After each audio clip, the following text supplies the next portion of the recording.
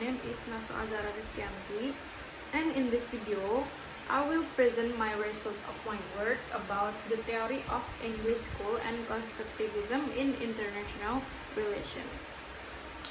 List of contents. Number 1, theory of international relations.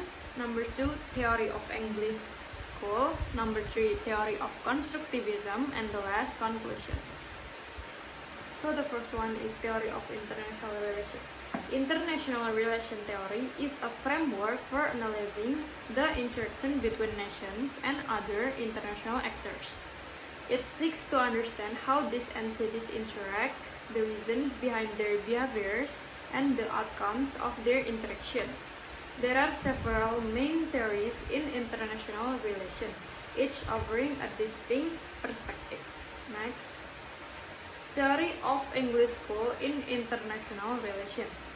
The English school, also known as the International Society approach, is a theoretical perspective that emphasizes the existence of an international society composed of states.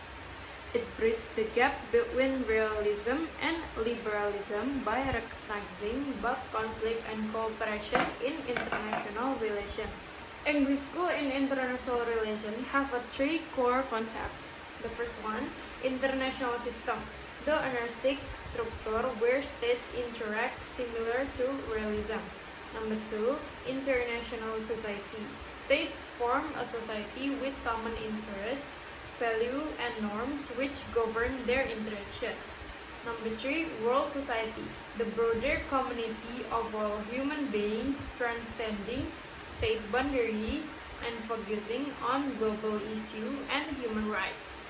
Next, primary principles of English school.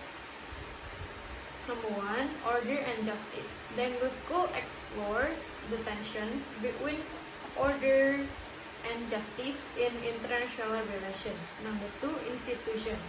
Key institutions like international law, diplomacy, balance of power, and war shape the behavior of states within the international society. Number 3, pluralism versus solidarism.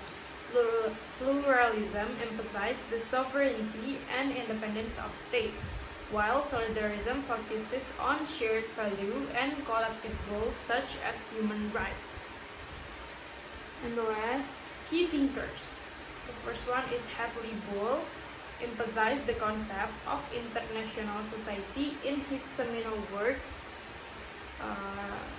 The Anarchical Society. Number 2 is Martin Witt, and the second one is Martin Witt, focused on the history and philosophy of international relations. And the last, Barry Bosom, contributed to the development and expansion of the English school's idea. Theory of constructivism in international relations. Constructivism is a theoretical approach that highlights the importance of social structures, idea, and identity in shaping international relations. It argues that the international system is not only shaped by material factors like power and wealth, but also by social and ideational factors. Core concepts. Social construction of reality. International relations are constructed through social interaction, shared beliefs, and norms. Identity and interest. State interest and identity are not fixed. They are shaped by social interaction and the international environment. Norms and idea. Norms, value, and idea play a crucial role in shaping state behavior and international outcomes. Primary principles. Number 1, anarchy is what states make of it. Anarchy in the international system does not have a fixed meaning. It is interpreted and acted upon differently by states based on their interaction and shared understandings. Number 2, mutual constitution. Agents or states and structures or international system are mutually constitutive. State shapes the international system, and the system in turn shapes state behavior and identity. Number 3, change through idea. Norms and ideas can change over time, leading to shifts in state behavior and the international system. Key thinkers. The first one is Alexander Wendt, a leading constructivist scholar known for his work, Social Theory of International Politics, which emphasized the social constructions of international relations. The second one is Nicholas Onoff, introduced the term constructivism in international relations and highlight the role of language and discourse in shaping international relations. And the last, Martha Vinamore, focus on how international organization and norms influence state behavior and the development of global governance. The last but not least is conclusion. Both the English School and constructivism provide critical frameworks for analyzing international relations, emphasizing the significance of social factors, norm, and idea. The English School focuses on the concept of an international society where states operate within a framework of shared norms and institutions. This bridging the divide between realist and liberal perspective. On the other hand, constructivism delves into the social construction of reality, highlighting how state behavior, identity, and interests are shaped by interaction and shared beliefs.